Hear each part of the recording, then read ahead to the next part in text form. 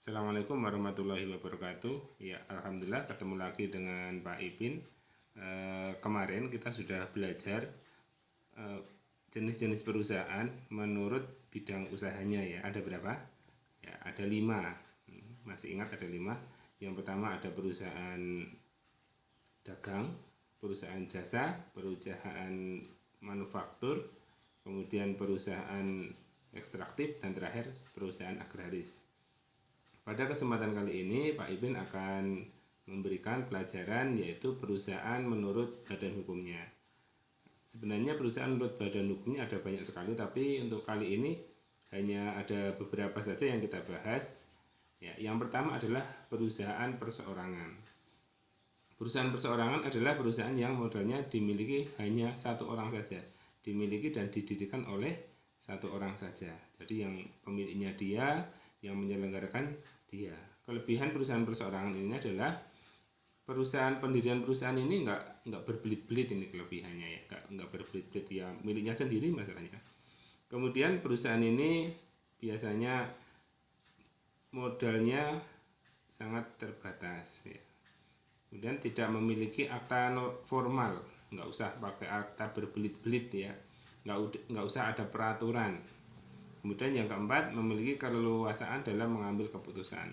Nah, karena perusahaan-perusahaan miliknya sendiri ya, kalau mau mengambil keputusan ya keputusan sendiri lah, gampang mengambil keputusan.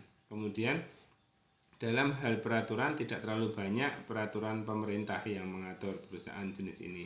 Ya kalau kita punya perusahaan, mau kita ubah ADART-nya, mau ubah aturan, mau ngatur karyawan ya terserah kita, karena ini perusahaan bentuk pribadi. Kemudian tidak memerlukan pembayaran pajak badan ya, pajaknya cuma pajak pendapatan. Tapi kekurangannya dalam perusahaan perseorangan ini modalnya lebih sulit ya, karena cuma satu orang yang memiliki. Kemudian kalau ikut tender perusahaan ini relatif sulit untuk mengikuti tender karena kesulitan untuk memenuhi persyaratan kelengkapan dokumen dan jumlah dana yang tersedia karena jumlah dananya lebih sedikit. Kemudian tanggung jawab pemilik perusahaan itu penuh ya, tanggung jawab. Jadi jika perusahaan itu bangkrut, maka yang punya perusahaan itu sampai ke kekayaan pribadinya itu sampai harta benda di rumah itu bisa terangkut juga. Kemudian kelangsungan hidup perusahaan biasanya relatif lebih singkat ya. Kalau yang punya sudah meninggal atau yang punya bangkrut ya udah selesai. Beda lagi nanti kalau untuk perusahaan-perusahaan lainnya. Kemudian sulit berkembang, jelas, karena diatur sendiri, nggak ada masukan dari orang lain, maka sulit untuk berkembang. Dan administrasinya itu cenderung lebih tidak baik gitu. Kemudian yang kedua adalah yang namanya firma. Firma ini adalah persekutuan yang modalnya dimiliki oleh 2 orang atau lebih untuk menjalankan suatu perusahaan di bawah satu nama bersama. Firma ini bareng-bareng, jadi ada beberapa orang, 2 atau sampai 5 orang kumpul mengumpulkan modal, kemudian mari kita buat usaha bareng-bareng. Nah, kelebihannya apa? Kalau jumlah modalnya ini lebih besar dibandingkan dengan perusahaan perseorangan. Kalau misalkan 5 orang, setiap orang mengumpulkan 10 juta kan sudah ada 50 juta. Kalau perusahaan perseorangan baru dapat 10 juta, dia sudah bisa dapat 50 juta. Kemudian yang kedua, kemampuan manajemen persekutuan firma lebih besar karena adanya pembagian kerjasama. Karena yang nyambut gawe, yang bekerja itu bareng-bareng, maka firma ini lebih mudah dalam mengambil dalam bekerja. Kemudian persekutuan firma tidak memerlukan akte, nggak ada akte, jadi pendiriannya juga lebih mudah. Kemudian yang keempat, lebih mudah memperoleh kredit karena mempunyai kemampuan finansial yang lebih besar. Itu kalau dibandingkan dengan perusahaan perseorangan. Sedangkan kekurangannya, tanggung jawab pemilik tidak terbatas. Ini sama seperti perusahaan perseorangan tadi. Jika ada bangkrut misalkan, itu sampai kekayaan pribadi. Tapi kalau di firma masih dibagi, misalkan 5 orang ya dibagi 5. Jadi misalkan rugi 50 juta dibagi 5. Tapi kalau perusahaan perseorangan tadi rugi 50 juta ya satu orang saja yang menanggung. Kemudian apabila salah seorang membatalkan perjanjian untuk menjalankan usaha bersama, maka secara otomatis badan usaha tersebut menjadi bubar. Jadi kalau salah satu anggota dari firma tersebut itu mengundurkan diri, maka udah firmanya bubar, itu kelemahannya. Kemudian jika salah seorang anggota membuat kerugian, maka kerugian tersebut ditanggung bersama. Ini keburukan firma ya.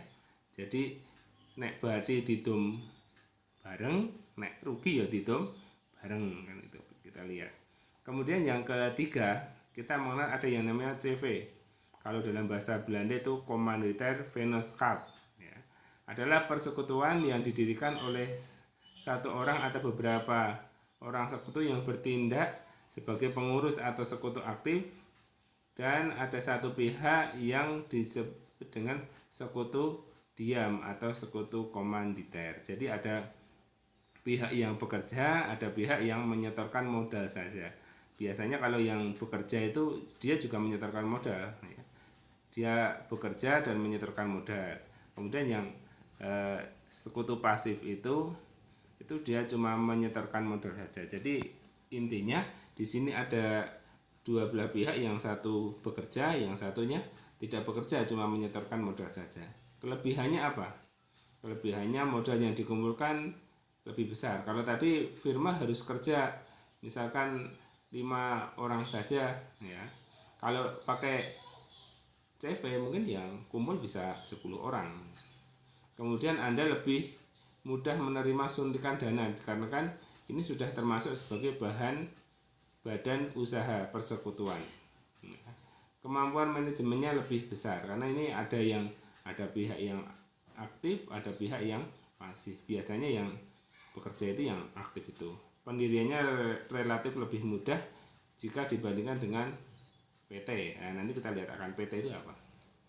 Kemudian kekurangannya seperti yang telah diterangkan tadi, sebagian anggota atau sekutu di persekutuan komanditer memiliki tanggung jawab tidak terbatas. Kelangsungan hidupnya tidak menentu. Sulit untuk menarik kembali modal yang telah ditanam, terutama bagi sekutu dan pimpinan. Itu yang namanya CV. Nanti kalian bisa cari referensi yang lain. Kemudian perseroan terbatas atau PT. PT adalah persekutuan yang berbadan hukum untuk menjalankan perusahaan dengan modal usaha terbagi atas saham-saham. Atau lebih ringkasnya, PT itu adalah perusahaan yang modalnya berbentuk saham. Saham itu apa? Saham itu adalah bukti kepemilikan perusahaan. Jadi kalau kita mau mendirikan sebuah PT misalkan, tapi kita nggak punya dana, kita bisa menjual yang namanya saham. Saham itu kita jual, katakan saya mau mendirikan PT, saya menjual sahamnya itu ada 1 juta lembar. 1 lembar saya jual dengan Rp1.000 misalkan. Maka 1 juta lembar kalikan 1000, kita bisa mendapatkan uang 1 miliar. Nah itu namanya PT. Nah orangnya berapa? Nah ini orangnya nggak terbatas, karena nanti kita akan melihat PT itu ada macam-macam. Ada PT terbuka, ada PT tertutup, ada PT yang dijual sahamnya di bursa efek ya, dan lain sebagainya. Kelebihannya, tanggung jawab yang terbatas dari para pemegang saham terhadap utang-utang perusahaan. Maksudnya adalah jika Anda termasuk pemegang saham dan kebetulan perusahaan punya utang, Anda hanya bertanggung jawab sebesar modal yang Anda setorkan. Jadi kalau ada perusahaan itu bangkrut, itu kelebihannya PT ini tidak pemilik saham itu tidak sampai kepada kekayaan pribadi. Ya, dia cuma sebatas itu saja, karena ini nanti dia sudah masuk yang namanya badan hukum. Kemudian yang kedua, kelangsungan perusahaan sebagai badan hukum lebih terjamin, sebab tidak tergantung pada beberapa pemilik. Pemilik bisa berganti-ganti. Kita tahu misalkan ada PT Telkom, ada PT Sampurna, ada PT Pertamina, dan lain sebagainya. PT banyak sekali. Dan sekarang yang sedang ngetren itu PT yang kemudian mudah memperoleh tambahan modal untuk memperluas volume usahanya, misalkan dengan mengeluarkan saham baru. Wah, tadi sudah ada 1 juta lembar saham kok kelihatannya modalnya kurang. Ya, perusahaan berjalan dulu kemudian bisa menjual saham lagi. Nah, manajemen dan spesialisasinya mungkin mengelola sumber modal untuk itu secara efisien. Jadi manajemennya akan lebih baik. Kekurangannya, PT merupakan subjek pajak tersendiri. Jadi tidak hanya perusahaan yang terkena pajak dividen atau laba bersih yang diberikan kepada pemegang saham dikenakan pajak lagi sebagai pajak pendapatan. Oh iya, apa itu dividen? Apa itu saham? Tadi saya sudah katakan yang namanya saham itu adalah bukti kepemilikan dari PT.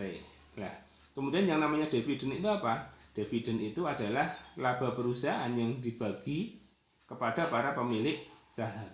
Itu namanya dividen. Nah, nanti pas pembagian dividen itu berada dalam kekuasaan yang namanya RUPS. RUPS itu apa meneh? RUPS itu rapat umum pemegang saham. Jadi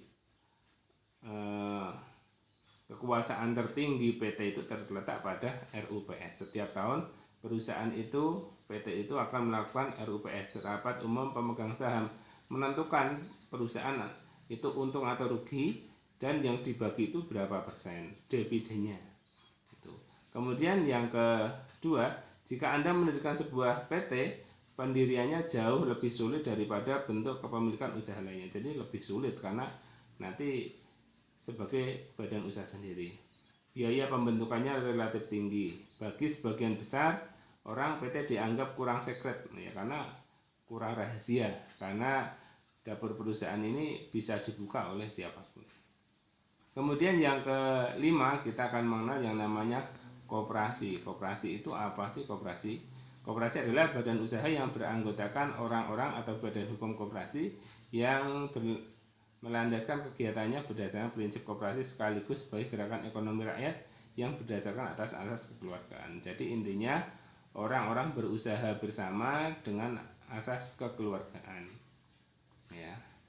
Kelebihannya, anggota koperasi berperan sebagai konsumen dan produsen, mengutamakan kepentingan anggota. Kalau yang namanya PT tadi itu berdasarkan kepemilikan saham, nah, tapi kalau koperasi ini berdasarkan keanggotaan. Ya, jadi yang dipikir anggotanya. Kalau tadi yang dipikir dalam PT adalah yang memiliki saham, kalau di sini adalah anggotanya. Anggotanya itu tidak berdasarkan berapa banyaknya modalnya. Jadi kalau dalam koperasi ini semua anggota punya suara yang sama, tapi kalau di PT ya itu suaranya berdasarkan banyak sedikitnya saham yang ditanamkan. Kemudian yang ketiga, bertujuan untuk meningkatkan kesejahteraan anggota dan bukan semata-mata mencari keuntungan. Ini adalah agak bersifat sosial ya. Kemudian bersifat sukarela, besarnya simpanan pokok dan simpanan wajib tidak memberatkan anggota. Jadi yang bedanya yang namanya PT tadi kepemilikannya berupa saham, kalau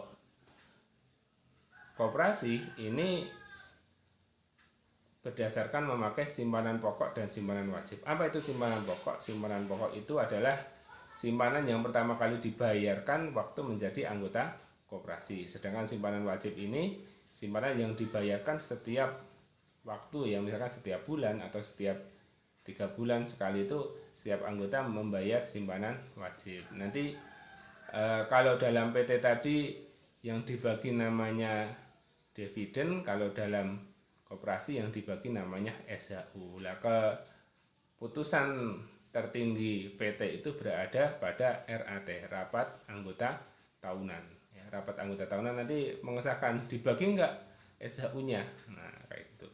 Kekurangannya, sulit berkembang karena modalnya terbatas. Ya, beda seperti PT tadi, karena setiap orang bisa berlomba-lomba memasukkan modal dalam PT dalam bentuk saham, tapi kalau di koperasi tidak.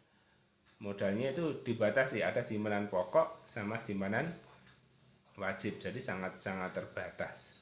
Daya saingnya lemah, manajemen koperasi yang buruk, ya ada kepentingan, konflik kepentingan. Ya, sementara itu dulu yang kita bahas. Ada 5 bentuk badan usaha. Apa tadi semuanya?